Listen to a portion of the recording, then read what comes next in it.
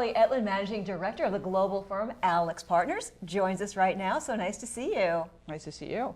Holly, tell us a little bit about AlixPartners, what you specialize in and what your role is with the company. Well, AlixPartners is a global consulting firm, not only working in distressed, which obviously we're most well known for, but frankly, our largest practice is working with healthy, successful companies, doing all sorts of very deep operational change kinds of projects in those firms. We've got about 1,000 professionals worldwide, United States, Europe, Asia, and the Middle East. How would you say dealing with these corporations on U.S. soil differs from in Europe? Well, there are both cultural differences as well as differences in the way in which businesses are actually run. From a distress perspective, we're working in very, very different legal structures. The UK structure is one of receivership, whereas in the United States it's much more common for the management team and the board to actually continue to control the company and work for a resolution inside of a proceeding as opposed to having a receiver appointed. So you work with and advise the companies who are doing things right, are on the right track. What can all companies learn from the guys who are major players but are no longer around? What are the mistakes that you've seen that they've made that others can learn from? Well, the problem with retail is we're really a victim of our own success with regard to how we finance those businesses. The businesses are financed very, very close to liquidation value of the underlying assets.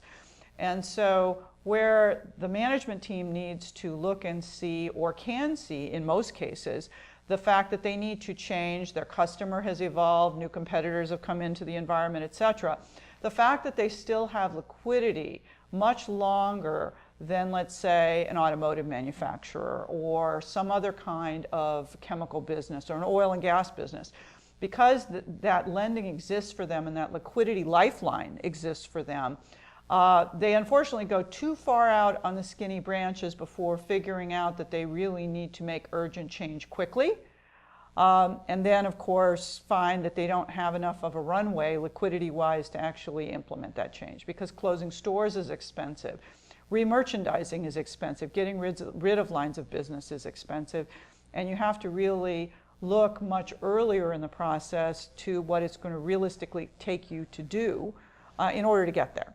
And that was the case of, Borders. That's been the case of a lot of other retailers who are no longer with us. And you certainly, in your profession, have to have long-term vision, especially when it comes to technology. What's going on in technology today is going to be completely different than what's going on in technology a year from now or longer. So do you meet resistance from some of these corporations that have been around forever and they're really not on board with the technology? How do you deal with that?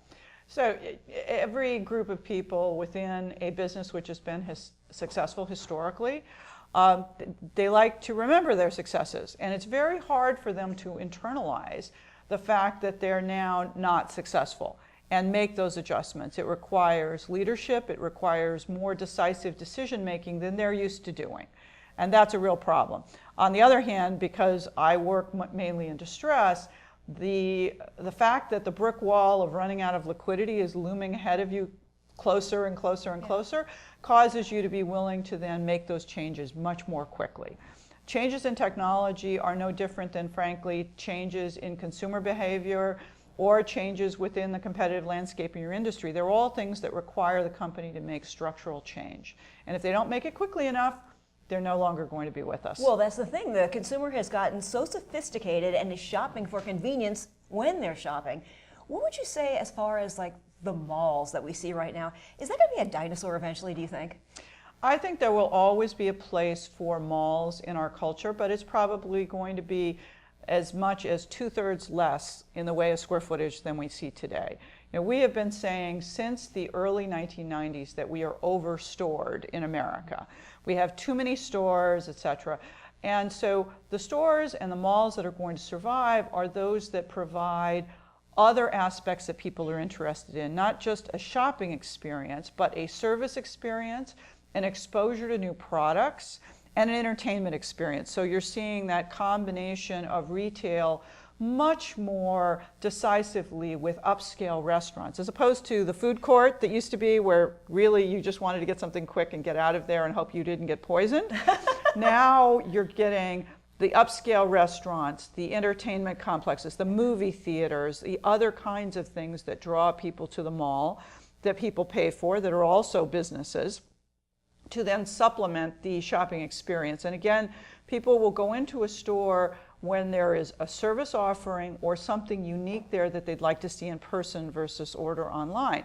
If the service experience is so terrible that you don't want to waste your time trying to find a parking place and schlepping yourself into the mall, then you're going to find a way to shop for those items online. The other real killer of brick and mortar retail today is out of stock, which is how many times have you gone into a drugstore to buy your favorite brand in a particular size and found it not there? Yesterday. Exactly. And you don't do that too many times before you change your shopping pattern and you don't go back to that store again. And you find another way to obtain what you're looking for, which is usually going on Google, going online, going to drugstore.com or whatever the equivalent is, and finding that, oh, by the way, if you order it in a reasonable volume, you're going to get free shipping and it's going to arrive right at your house, and you're not going to have to worry about having a shopping list of 20 items and coming home with 15 of them. That is a very good point. As far as if everyone, all the retailers do everything right, they're on board with the technology, what stores do you think will always be here? Because you brought out the whole luxury aspect with the nicer restaurants, bringing people to malls. And do you think that the ones that will survive are more or less the luxury stores? People want to go into the Gucci's or the Louis Vuittons because they want to feel it and see it. Do you think they have more staying power because of that? No, I actually don't. I think things like things that create a shopping urgency, like H&M, you know, the Lohmans of today, right? Lohmans is no longer with us, and Lohmans is not with us because the management team tried to make them something other than a true off-price retailer. So, you know, off-price retail will survive, but it's that urgency. It's that if I don't buy it today, it probably won't be here 2 weeks from now, kind of thing. There's the ability to get something unique, and then there's fashion shopping, just shopping for things, you know, at every price point that are appealing.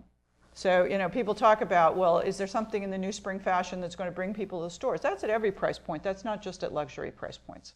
So the single best thing that a retailer who is on the cutting edge and on top of this and looking down the future, what can they do? Just stay on top of all the technology and the customer needs? Well, you mentioned technology a couple times. I think one of the most unique things that retailers are doing is this whole omni-channel concept, which is the ability to use your inventory no matter where it sits. In the old days, we would send inventory to a store, and it was considered death to transfer that inventory out of that store either back to your warehouse or to another store, because every time you touch it, you've created more cost in the inventory with handling and freight, and therefore you've destroyed your margin. It's better to mark it down and sell it in place. Except now, omni-channel means that if you come into a store and you're looking for a green jacket and they don't have it in your size at the store, you can actually place the order for that green jacket in the store. It could be fulfilled out of the warehouse or it could be fulfilled out of another store, because FedEx is so, and UPS both, but mainly FedEx, so wonderful now that you can literally have packing supplies in the store in your local mall. They get a printout in the morning of items that their employees need to take off the rack box and ship to fulfill demand. And so what ends up being the case is that you have, if you're, let's say, pink is selling better in one store and green is selling better in another store, you're not trying to shift pink and green back and forth. Okay. You can actually fulfill those orders directly from the store to the consumer. And that's the concept of omni-channel, which means the consumer can shop you multiple different ways. They can shop you online, they can shop you in the store for what's actually in the store, and they can shop you in the store for things that they want to buy that are out of stock in that store but will come from another store. So interesting you just said that. I've just been noticing that all over the internet. So many stores right now. Would you like to come and pick it up today? Right. That's so convenient and so great. Holly, I loved talking to you. It's so interesting to find out what's going on in retail. Thank you so much. Thank you.